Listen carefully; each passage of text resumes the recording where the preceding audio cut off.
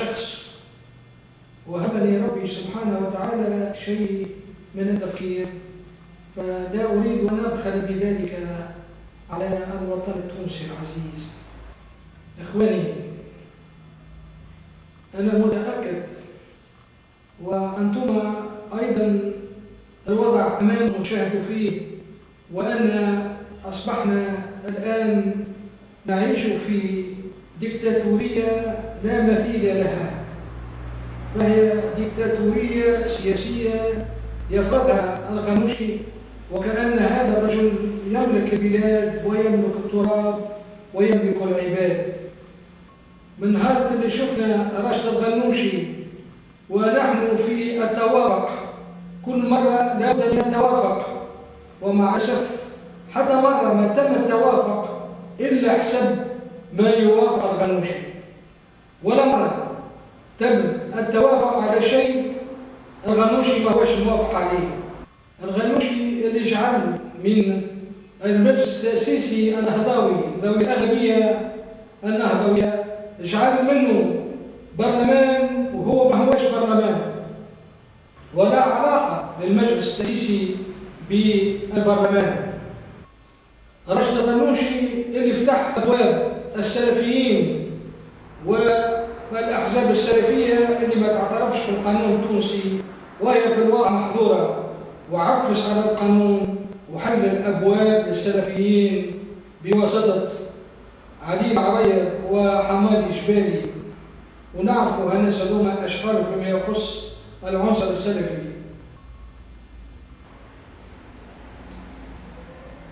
الغنوشي اللي كل الناس تعرف، وأن ما دخل الإرهاب إلى تونس إلا وقته هو.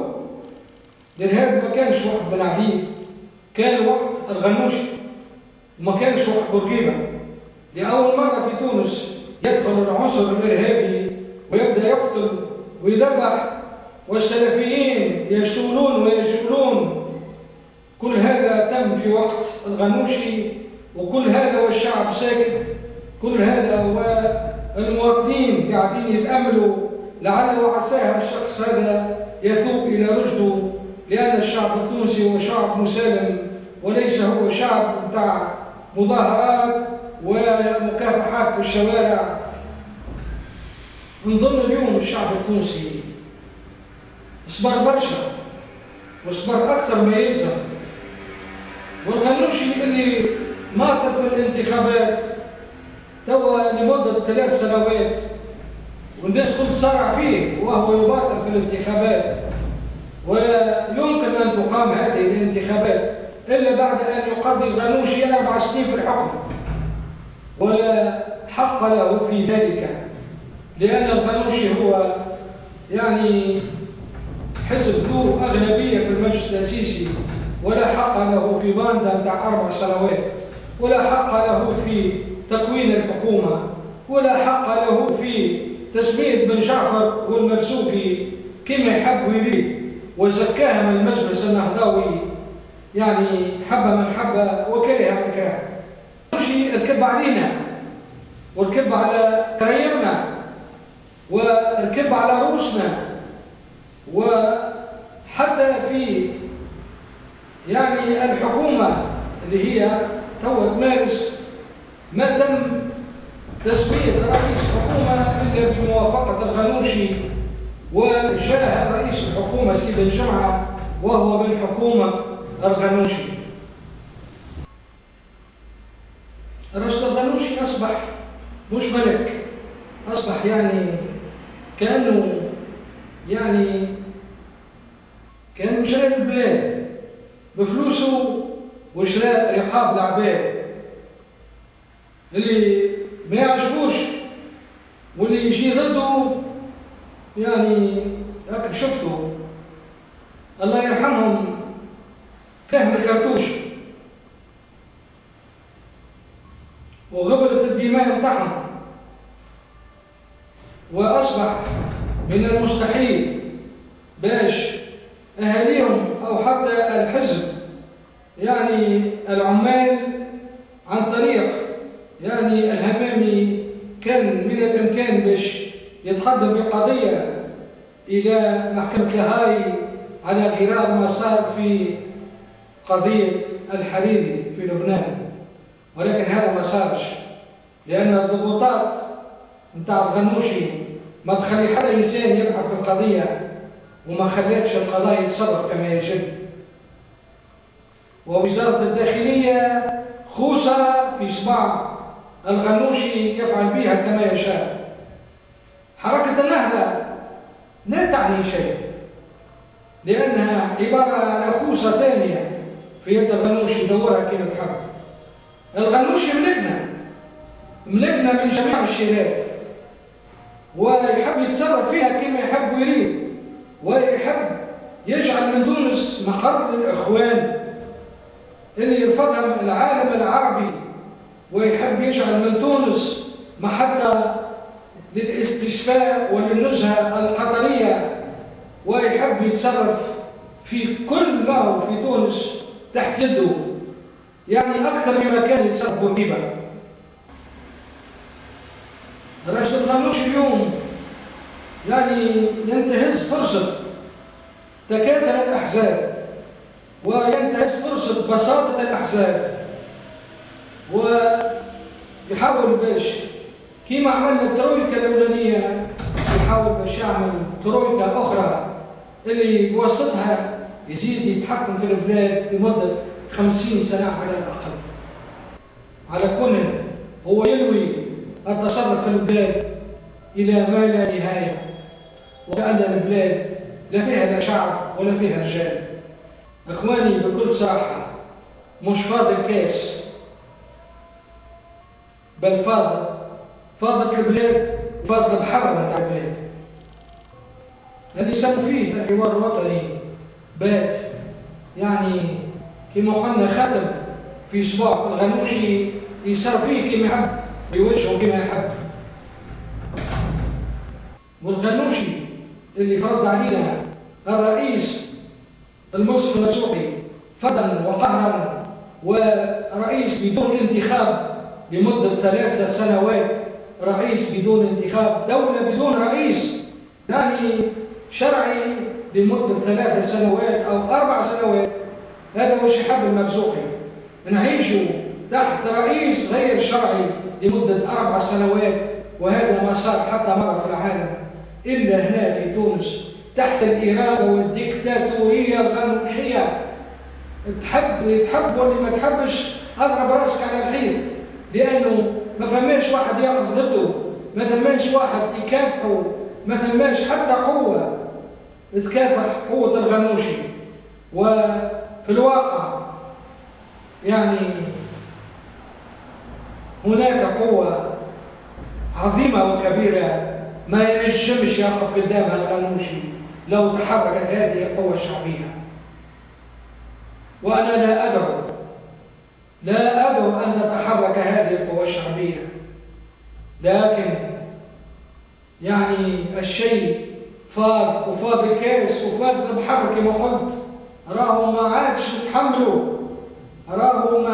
نتحملوا مثل هذه الأشياء وهذه الدكتاتورية وهذا الاغتصاب الواضح، حب من حب وكره من كره.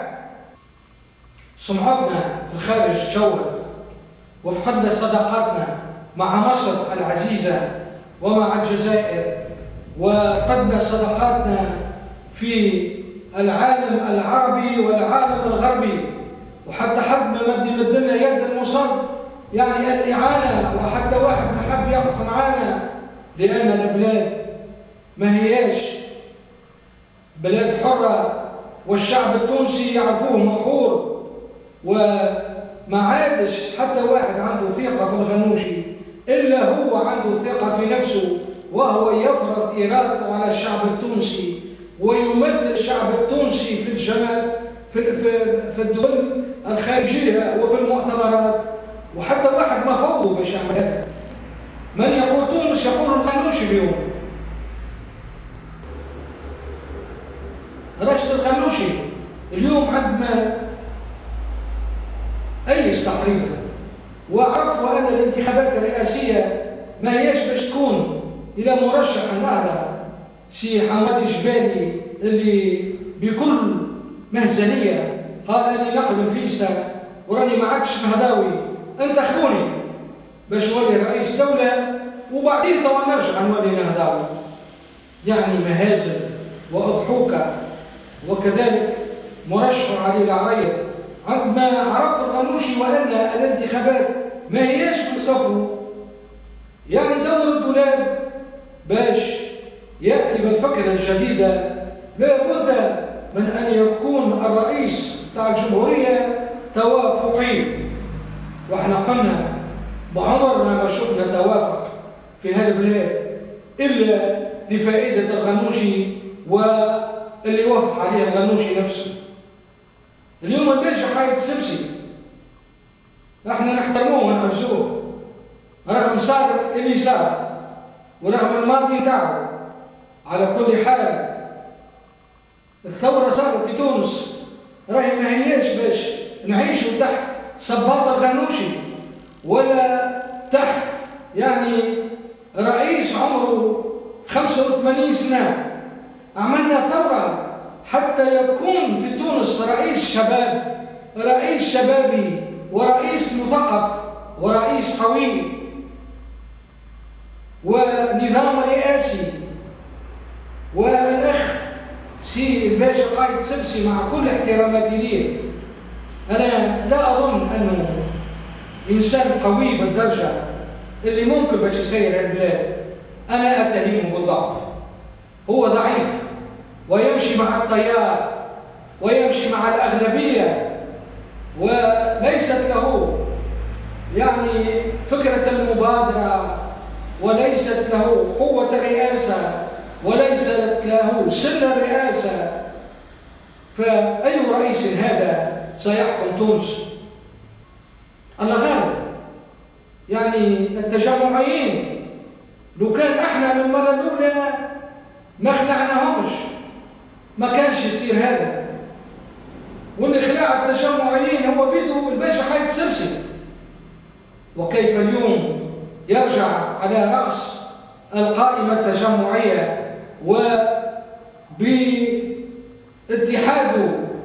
اللي هو ممكن جدا في سبيل الرئاسة مع الغنوشي ويقع التوافق على سي الباشا حايد السبسي باش يولي رئيس جمهورية ويكون المرشح اللي عنده أكثر حظوظ وعنده يعني مربوح تقريبا 70 أو 80% من جماهير النهضة إلى جماهير الأحزاب الأخرى إلى جماهير نداء تونس. شكون مازال؟ شكون مازال باش يزاحم الباشا قايد السبسي اللي دخل في ترويكا أكثر من الترويكا اللي فاتت؟ وبطبيعة الحال باش تبقى المعارضة دائما شرذمة لا معنى لها ولا قوة ولا حركة لهذه المعارضة كما صار في المجلس التأسيسي. نفس السيناريو اليوم باش يتعاود. أي ديكتاتورية هذه؟ أي ديكتاتورية اللي حتى من يعني حزب نداء تونس يعني أصبح حزب تجمعي ياخذ بثاره لأنه توانسة والثائرين اللي ثاروا وعملوا ثورة هم اللي خرعوه. ولذا اليوم يلزم التجمع ياخذ بثاره وعاود يرجع في تونس ويعمل ترويكا مع الغنوشي واللي ما عجبوش يعرض المرفق. هذه الحالة اللي يعيش فيها الشعب التونسي، هذه الحالة اللي يقاسي منها الشعب التونسي واللي عشناها وقت الترويكا اللي فرضت علينا شروط وفروض ما أتى الله بها بسلطان. والآن في الانتخابات الرئاسية هاي تفرض علينا ترويكا جديدة وسينتخب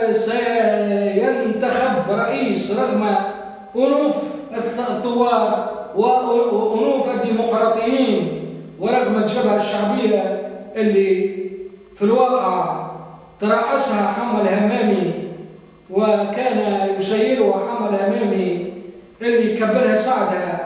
تالي راهي الجبهة الشعبية اليوم راهي تحتوي على 70% من الشعب التونسي واللي كب الجبهة الشعبية على وجهها وخلاها تمشي إلى الوراء، وهي أحسن جبهة اللي قامت بعد الثورة، حب من حب وكره من كره. فهي جبهة التيار الديمقراطي اللي مات من أجله المرحومين شكري بن عيد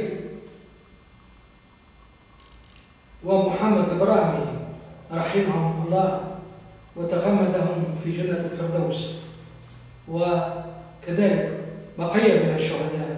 نعرف اليوم أنه لا مجال للديمقراطية في تونس، ولا مجال للحركة الشعبية في تونس، ولا مجال للمعارضة في تونس، ما دام الغنوشي يحكم فينا ويعمل في الترويكا ليشري فيها بالفلوس ويعطي فيها المناصب.